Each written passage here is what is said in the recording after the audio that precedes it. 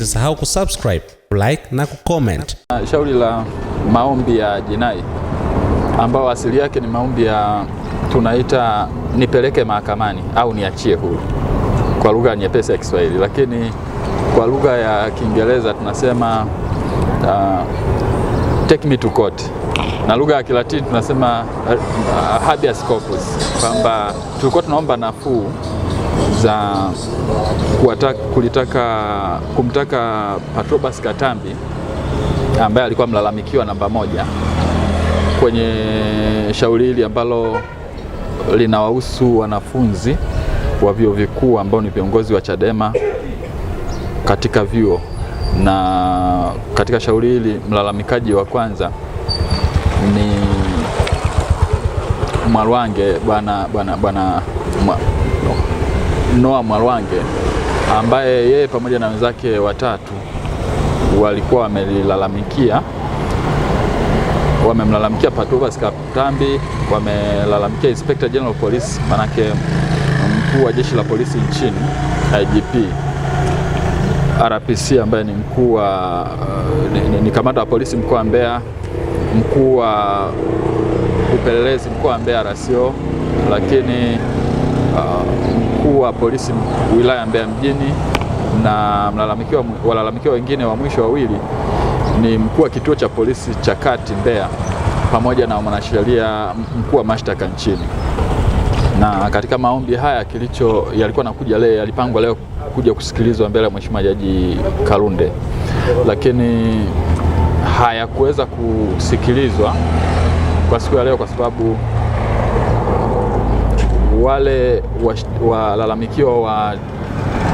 6 kati ya walalamikiwa 7 kwenye shauri hili ambao ni Patrobas Katambi hakuweza kufika siku ya leo, lakini pia IGP hadi mkuu wa kituo cha polisi cha Kati cha Mbeya nao wote hakufika. Aliofika ni mwakilishi wa mkurugenzi wa mashtaka nchini DPP, na wakati amri zinatolewa mahakamani kuangalia kama shauri linaweza likaendelea kusikilizwa kwa siku ya leo au la, ikaonekana kwamba haliwezi kuendelea kwa sababu kwanza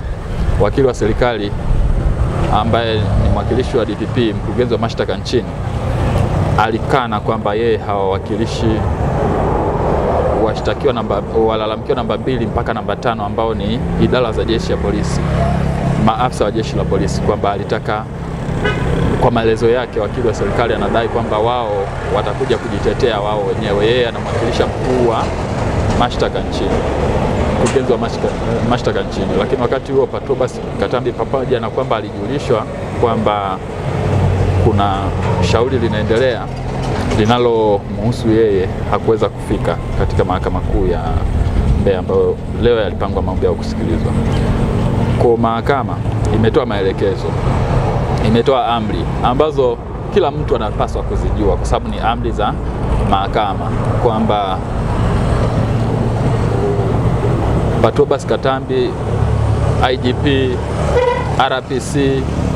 RCO, OCD pamoja na OCS kwa Mbeya, lakini IGP kwa nchi nzima na Katambi pamoja, wote wapewe wito upya ili waweze kurudi mahakamani na kujibu malalamiko ambayo yameelekezwa kwao. Na kingine, amri ya mwisho ambayo ilitolewa ni kwamba washtakiwa au walalamikiwa wawasilishe majibu yao ambao ni viapo kinzani siku 3 kuanzia siku ya kesho, ndani ya siku 3 kuanzia siku ya kesho ya tarehe 24. Kwa tarehe 29 tutarudi mahakamani ambayo itakuwa ni siku ya Jumatano ijayo 29 mwezi wa 7 2026 kwa ajili ya kuendelea kusikilizwa. Tunasema kwa sababu hili jambo lina maslahi kwa umma. Kila mtu anataka kujua hatima ya hawa vijana wako wapi. Wanafunzi wenzao wanataka kujua, uongozi wa chuo pia unataka kujua, lakini pia wanachama wa Chadema nchi nzima pia wanataka kujua, na walioko nje ya nchi pia wanataka kujua kwamba hatima yao vijana iko wapi. Na hata wenyewe walalamikaji hawakuweza kufikishwa mahakamani, pamoja na kwamba jeshi la polisi wanaowashikilia vijana hao wanaojua kwamba leo kulikuwa na shauri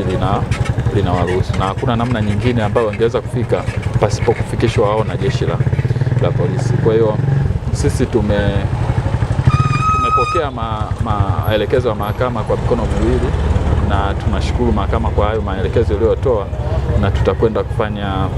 kutekeleza hizo amri kwa kupeleka wito kwa mara ya pili kama ilivyoelekeza, ili waweze kuja na amri zingine ziendelee kutekelezwa kama mahakama ilivyoagiza. Nini ambacho kilikwamisha kupata wito kwa mara ya kwanza kwa wao? Wito ulipelekwa na dalali wa mahakama process server na viapo vilipandishwa, lakini ni busara ya mahakama imeona kuliko kuendelea kusikiliza ex parte, basi